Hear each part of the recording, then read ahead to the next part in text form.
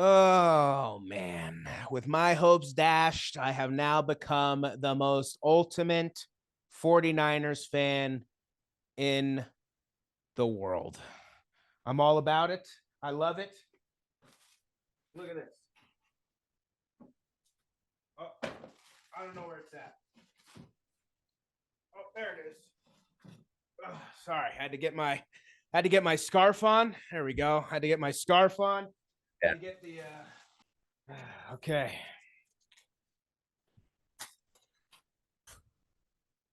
All right, here we go. We're 49er faithful for the remainder of the season. Ayuk! It's going down. Massive games, massive time. Here we go. What is up, everybody? Welcome back. Welcome back to another edition of Meat on the 50. You know what it is. It is time.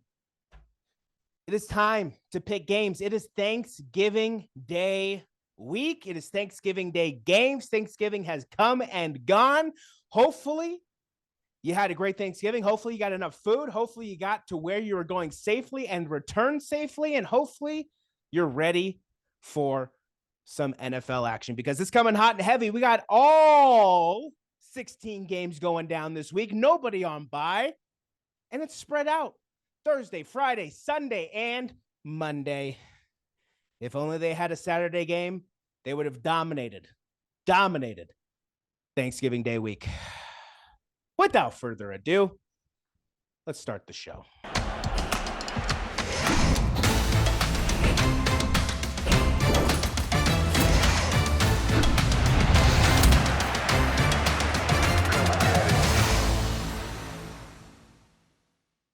Welcome back. Welcome back to another edition of Meat on the 50. You know what it is. It is time for our picks. We're on to week 12. We're talking about the NFL. It is going down. We got some Turkey Day action. We got some Black Friday action. We got some Sunday games. We got some Monday games, and we're gonna break it down. We're all gonna break it down. There's just so many things to talk about this week. And as always, joining me to talk about this stuff, he is one of my best friends. I am Jacob Cutler, one half of the Sports Guys, and he is Mr. Brandon Sullivan, the other half of the Sports Guys. Brandon, how are you doing, my friend? Yeah, just excited for Thanksgiving and excited to get into these picks. I like it. Yeah, what a week of action we have ahead of us. We got some action. We got 3 games on Thursday, 1 game on Friday, and then the rest of the games Sunday and Monday. You have a big game this week on Turkey Day. It is going down. Possible division deciding game. We'll see. We Potentially shall see. But quickly, let's put how we did up on the screen last week so we can just remind them. For yourself, dominating 10-4, 1-0 on your guaranteed victory, guaranteeing that the Niners were going to dominate the Bucs, which they did. For myself, doo-doo, horse crap, horrible, 6-8, 1-0 on my guaranteed victory. Lions by the skin of their teeth, getting it done. And then our special guest last week, Sergio Segura, doing a great job, 9-5, 1-0 on his guaranteed victory. Also thinking that the Niners were going to dominate, giving us a double guaranteed victory last week. Overall for the season, that puts us at Brandon, nothing more to say than just dominating 107-57, 9-2 on your guaranteed victories for the season. For myself, 96-68, 1-0 on my guaranteed victories. And then for our guests, 52-38, 3-3 on their guaranteed victories. Nice and easy. Wipe those off the screen. Let's get into it. You know what time it is. For the 3rd consecutive week in a row, it is the rapid fire round picks. It is time to burn through some of these games because some of these games just don't matter. They just don't matter at this point in the season. Whether they win or lose, nothing will come of it. So we're going to burn through those games. We're going to move on to the games that actually mean something. So, Brandon, you ready? Yes, sir. Let's do it. Let's kick us off on our rapid fire round, starting us off on Turkey Day on Thursday, Thanksgiving. We got the Green Bay Packers traveling to Detroit Detroit rolling. Motor City Lions. Packers 4-6, Lions 8-2. What do you got for me? Yeah, I definitely got the Lions in this one, 34-17. Yeah, nice, quick, and easy. 42-10. Lions dominate Thanksgiving Day. Kicking us off. Our next game on Thanksgiving, another rapid fire round game. We got the Washington Commanders traveling to Arlington to take on the Dallas Cowboys. What do you got for me? Commanders 4-7, Cowboys 7-3. Yeah, I definitely got the Cowboys winning this one, 31-10. Yeah, Cowboys dominating 31. Damn it, so close. 31-13. Just 3 points off. Cowboys getting the job done in a guaranteed victory, baby. Yeah, Cowboys guaranteeing the victory through the rapid fire rounds, getting the job done against the Commanders. Our next game, moving on to Sunday morning. We got the New Orleans Saints 5-5 traveling down to Atlanta 4-6 to take on the Atlanta Falcons. What do you got for me? Yeah, I'm going to go ahead and I'm just going to pick the Saints here. I think the Saints get it done in a close one, 20-17. Yeah, I'm going Saints 24-17, getting the job done on the road. Our next rapid fire game, we got the Carolina Panthers traveling to Music City of Nashville to take on the Tennessee Titans. Panthers 1-9, Titans 3-7. What do you got for me? Garbage game of the week for sure. I got Titans winning this one, 17-13. Just a very low scoring game. I like it. I'm going to go Titans, though. I do think they score more points. I'm going Titans 28-14, getting the job done there at home. Our next rapid fire game, we got the Tampa Bay Buccaneers coming off a tough loss against the Niners, traveling to Indianapolis to take on the Indianapolis Colts. Bucks 4-6, Colts 5-5. What do you got for me? I think the Colts are able to win this one. I do think the Colts win a close one, though, 27-24. I like it. I could definitely see the Colts coming off their bye, but I'm going to go with the Bucks. Yes, I like Baker Mayfield. I believe in Baker Mayfield. Baker Mayfield gets the job done there on the road. 27-22. Weird score, odd score, I know. Bucks get the job done, 27-22. They're on the road. Our next game, we got the New England Patriots traveling to New York to take on, to New Jersey to take on the New York Giants. Patriots 2-8, Giants 3-8. What do you got for me? I think the Patriots randomly, I don't know why, I just think that they're able to sneak this one. I got the Patriots winning this one 20-17. Well, hilarious, my friend. You and I think the exact same. Yeah, I'm going Patriots getting the job done against the Giants. I don't know why, somehow, some way. I think just with everything that's going on, they'll sneak out a victory against the Giants. We're going 17-15. Yeah, Patriots get the job done there on the road. Moving on to our afternoon game, when we got one rapid fire game for you. We got the Los Angeles Rams traveling to the desert to take on the Arizona Cardinals. 4-6 versus 2-9. What do you got for me? I think the Rams kind of keep their momentum here. I'm going to roll with the Rams on this one. I think it's a close game, but I got the Rams 24-17. I like it. The Rams, Matthew Stafford coming back, although Cooper Kupp getting injured. We'll see what happens there. But Matthew Stafford coming back definitely gives the Rams a jolt of energy that they might be looking for to make a late run at the playoffs. But then you have the Cardinals, who always play the Rams tough, no matter who's at quarterback. Just you go through history, Rams-Cardinal games are always close, back and forth. Sometimes they can be ugly, but a lot of the times they are very competitive. And you know what? Kyler Murray definitely gives the Cardinals way more energy than I think Matthew Stafford does. So does the Rams. So I'm going to go Cardinals here. Cardinals getting the job done, 27-24 at home, getting a big victory there. Moving on to our night game. We got the Baltimore Ravens traveling to the Los Angeles Chargers of San Diego. What do you got for me? Yeah, I gotta go with the Ravens here. I mean, the Chargers just with Staley, it's just I just can't do it. So I'm gonna go with the Ravens winning this one, 31 to 14. I just think that they dominate. Yeah, I'm right there with you. Ravens handling business against the Bengals. I fully expect them to handle business against the Chargers. 35-24. Ravens get the job done there on the road. Moving on to our final rapid fire game, our Monday night game. We got the Chicago Bears traveling to Minnesota to take on the Minnesota Vikings. 3-8 versus 6-5. What do you got for us? Got to go with Minnesota in this one. I do think they win this one 20-10. Yeah, the Pastronaut definitely let down last week against the Broncos, but I definitely fully expect him to come through. Even though Justin Fields is back, definitely gives the Bears a little bit of energy. Pastronaut gets the job done at home, 28-27, helping the Vikings just stay in the fight for the NFC North. Boom, done with the rapid fire rounds. Now it is time to get into some of these games. So we're going to go all the way back to Turkey Day.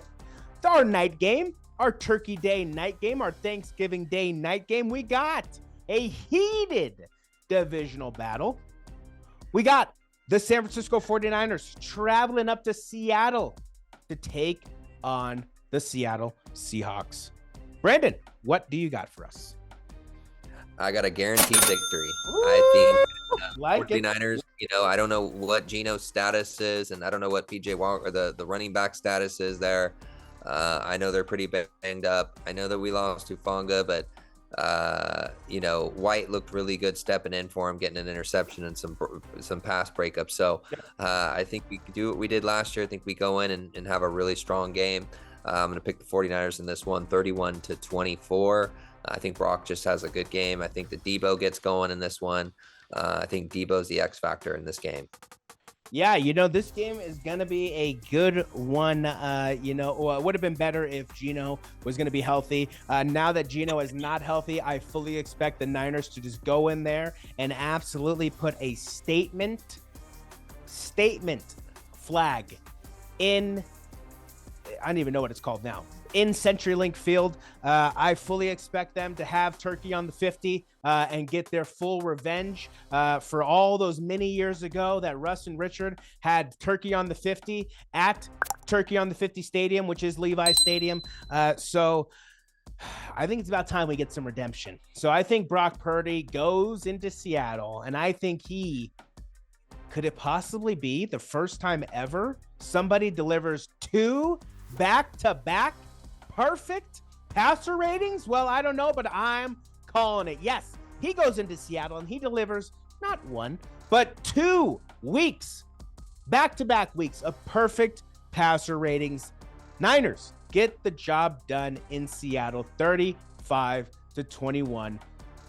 Just absolutely handling business Thursday night. Moving on to our Black Friday game, and this could have been part of the rapid fires, but it is kind of fun to just crap on the Jets a little bit. Oops, sorry, gave it away. We got our first ever Black Friday game. We got the Miami Dolphins traveling to New Rutherford, New Jersey to take on the New York Jets. What do you got for me? Yeah, I plain and simply just think the Dolphins go and dominate in this game. I got to pick the Dolphins 35-14 in this game. Yeah, Tim Boyle now being thrown out there at quarterback, Zach Wilson being demoted to 3rd string, Aaron Rodgers' status up in the air of when he'll actually return. The Jets starting to head towards dumpster fire.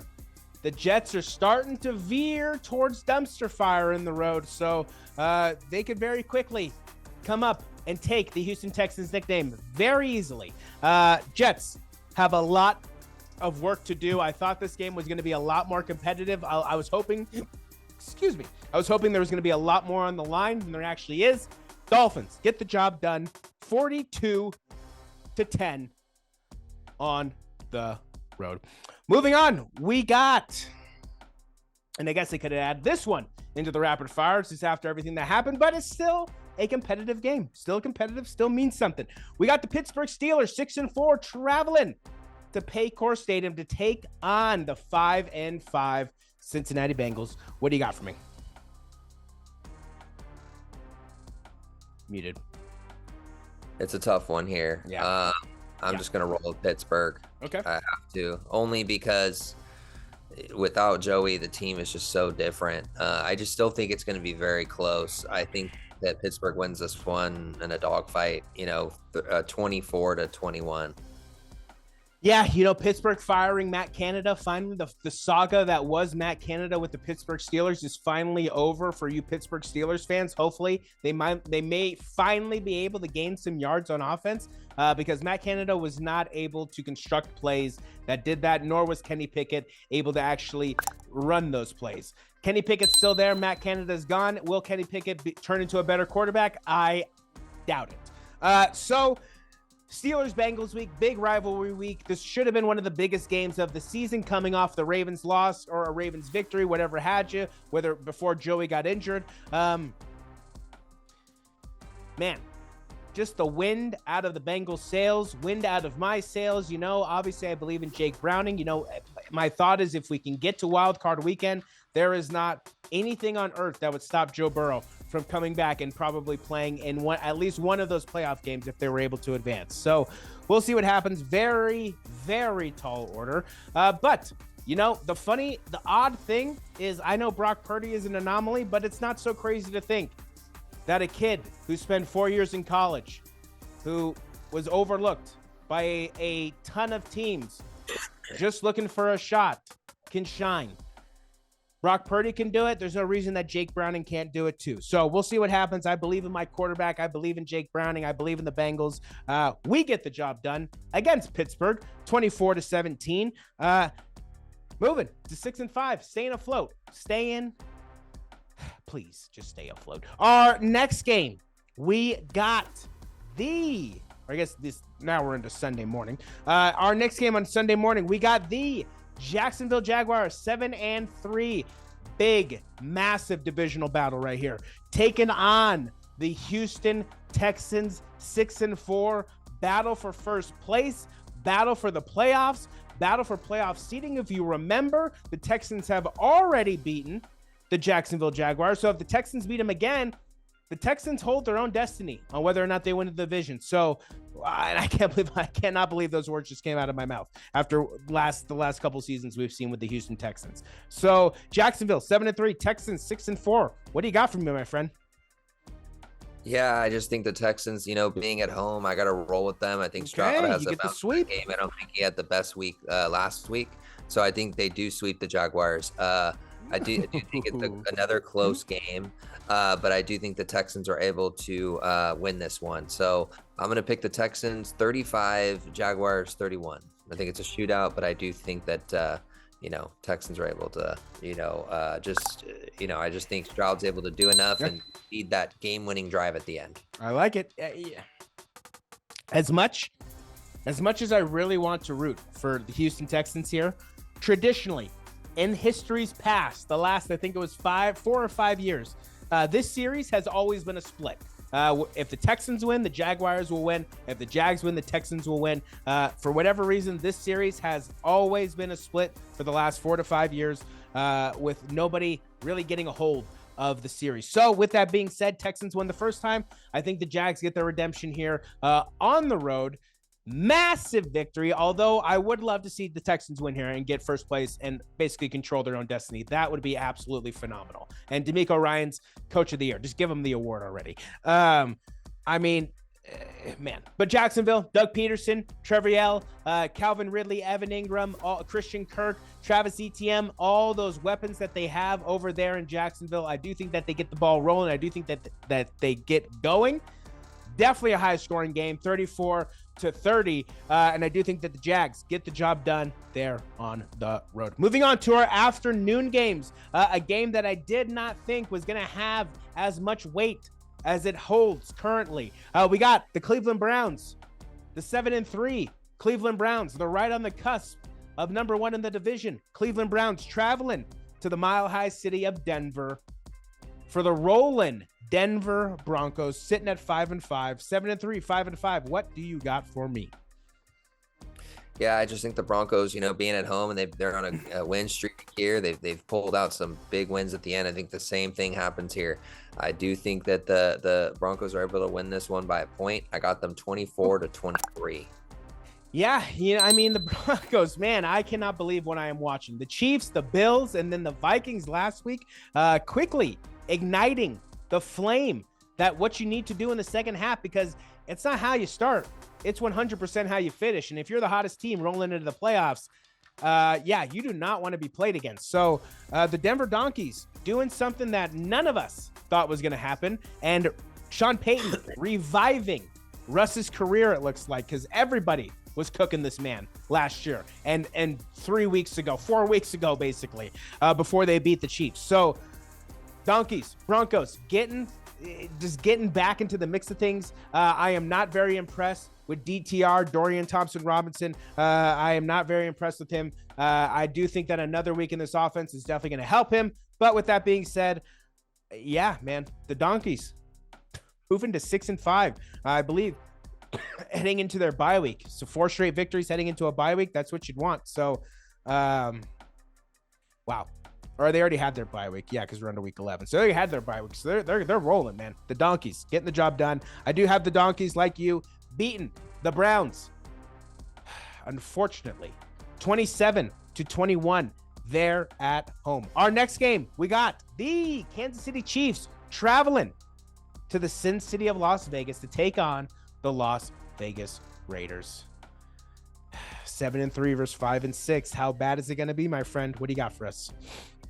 Yeah, I think that the Chiefs are bounced back from last week. I think Mahomes gets it going. Receivers catch the balls. They're inside of a dome, or they're inside of basically a dome, so they don't have to worry about the elements or anything like that. I don't think it impacts them at all there, and so they win this game. The Chiefs win 31-20. Yeah, I was not really impressed with Aiden O'Connell. Not to say that he can't have an impressive performance against the Chiefs, but Chiefs coming off that bad loss at home against the Eagles, only putting up 17 points. Receivers not being able to catch a cold in the middle of winter. The fans couldn't even catch anything that Patrick Mahomes was throwing them. So everybody in that stadium couldn't catch anything that day. So I do think that will change. That will not be the case there in Las Vegas. I am unfortunately right there with you. I'm going to go Kansas City Chiefs big time. 37-17. I think the Chiefs dog walk the Raiders here on Sunday. And then finally, our last game of the afternoon and our last game of the week to talk about, we got the Buffalo Bills, 6-5, needing a massive victory, heading into Philly to take on the 9-1 Philadelphia Eagles. What do you got for me? Yeah, I think it'll be a close game, but I got Philly in this one. I just think Philly being at home and coming off that big win this past week, I do think that they're able to win this one. So I haven't been impressed with the Bills at all this year. I know they had an impressive week last week, but that's why I expect this week to be the opposite. So I do think the Eagles win this one pretty handedly, 28-17. Okay. I like it. Yeah, the Bills firing Ken Dorsey, then coming out and putting up a 30 burger. Go figure. I don't think it was him. I think it's just the inconsistent play of Josh Allen. And yeah, the most consistently inconsistent team in the NFL is very hard to predict what they're going to do week in and week out, because they don't even know what they're going to do week in and week out. The Eagles, we'll see what happens. We were talking about it. In our opinion, yeah, they are one of no offense to the Eagles, but they're just not a good 9-1 team. A lot of lucky victories, a lot of scapegoating victories, a lot of victories that easily could have been losses. But that's no fault to the Eagles there for the teams not being able to put it out. But as far as their record goes, I do not feel like it reflects how good that team actually is. So with that being said, the most consistently inconsistent team in the NFL walks into Philly, does something very inconsistent, and has 2 back-to-back good games. Josh Allen gets the job done there in Philly, handing Philly their second loss. Well, I hope you're right. Well, we both hope that. I mean, at this rate, we need Philly to start losing. I agree. So let's put it in the ether. Let's put it out in the world. Let's speak it into existence. The Bills get the job done on the road, 34-28, massive victory there on Sunday afternoon. That's going to do it for this edition. On the 50. Man, oh man, we are just rolling along. We got Thanksgiving Day games. We got Black Friday games, Sunday games, Monday games. We got action the entire rest of the week.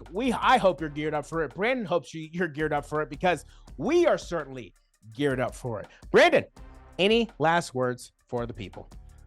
Yeah, just super excited once again for the Thanksgiving games. I really hope that the 49ers are able to beat Seattle. You know how much I hate that team.